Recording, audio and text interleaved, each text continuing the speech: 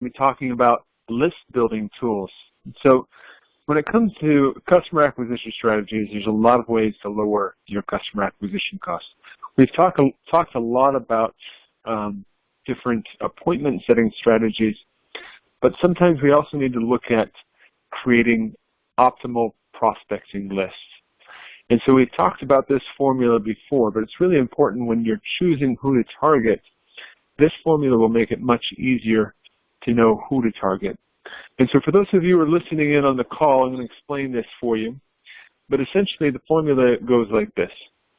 If you can reduce the prospecting list size by grouping it, so let's say rather than saying let's target everybody in the country, we could narrow that down a little bit by saying let's target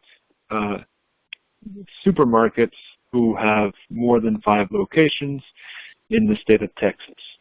So that would be a group reduction, which ultimately lowers customer acquisition costs, because then you can specialize in what you're doing.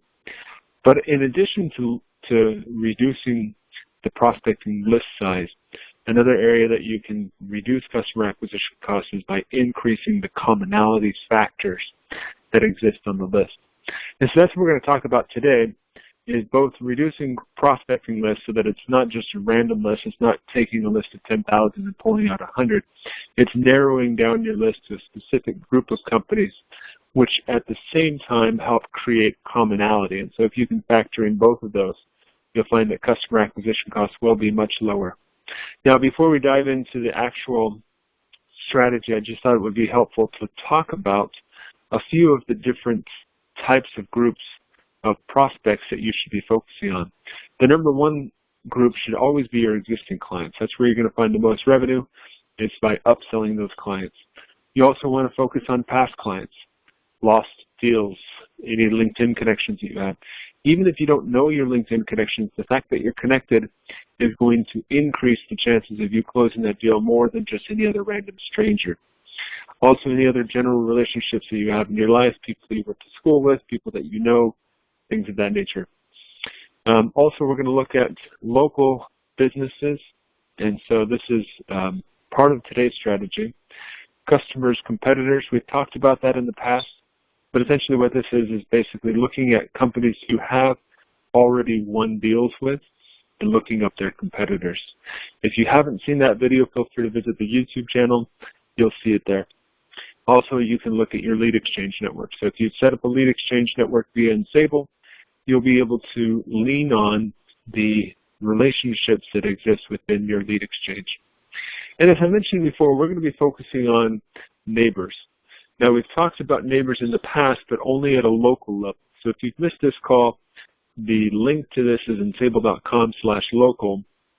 What this does is you can basically find all of the neighbors within your local vicinity. So you can look at people that actually live on your street, where they work, and so on. This is a free tool, but you can essentially build a list of prospects based off of the people that live in your neighborhood, but based on the companies that they're working with. So this is a great place to reduce customer acquisition costs. But today's discussion is not about local, but it's actually about B2B. And so there's a website, businessneighbors.org, which Ensable has put together. And what this does is you can put in your email and any website or company name, and the system is going to go and find all of the neighbors across all of their locations. The reason why this is relevant is because if you're reducing customer acquisition costs, the next best place to look for your next customer are any neighbors of existing clients. So this is similar to the strategy that we talked about in the past, which focuses on competitors. But rather than selling to competitors, you'll find that selling to neighbors is just as effective, because you can leverage the momentum that you've already generated with those existing clients and leverage that as a foothold to get into the other companies that are in the building, especially if you're doing something like fiber. What's unique about this tool is it looks at all of their locations. And so if they have multiple locations, it's going to identify the neighbors across all of their locations, or if they have a single location, just that location by itself.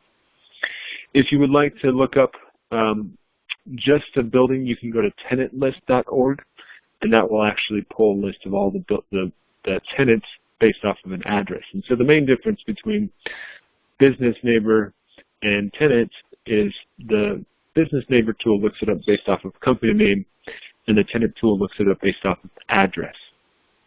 Now, the reason why this is so helpful is, one, if you are focusing on neighbors, it reduces travel costs. And so if part of lowering your customer acquisition costs is by maintaining customers longer, visiting them would be much easier. But in most cities, traffic and time inhibit us from actually visiting our customers on a regular basis. But if you have multiple customers in a single building, it's much easier to pay them a visit. It also engenders credibility. So if you sold fiber or hosted voice or any other services to a neighbor, it's much easier for them to trust you because you understand the nature of the building and the opportunities, and there's already somebody in the building that has purchased from you. Also, if you acquire multiple customers within the same building, it gives you leverage to then work with and create relationships with property managers in the building. So if you've already got a few in the door, then you can justify creating a relationship where you can work with the property managers to help future and even existing tenants to acquire new technology services. You can also work on potential wholesale agreements. So there's different ways to aggregate bandwidth and services. We talked about wholesale agreements in our last discussion, so you can always review that. But there's a lot of different opportunities where you can talk about maybe with the managed service provider or the bandwidth provider, hosted voice provider, where you can provide a number of services, but because it's based in a single building, you'll have much more leverage to offer wholesale services, which then differentiates you from the competition.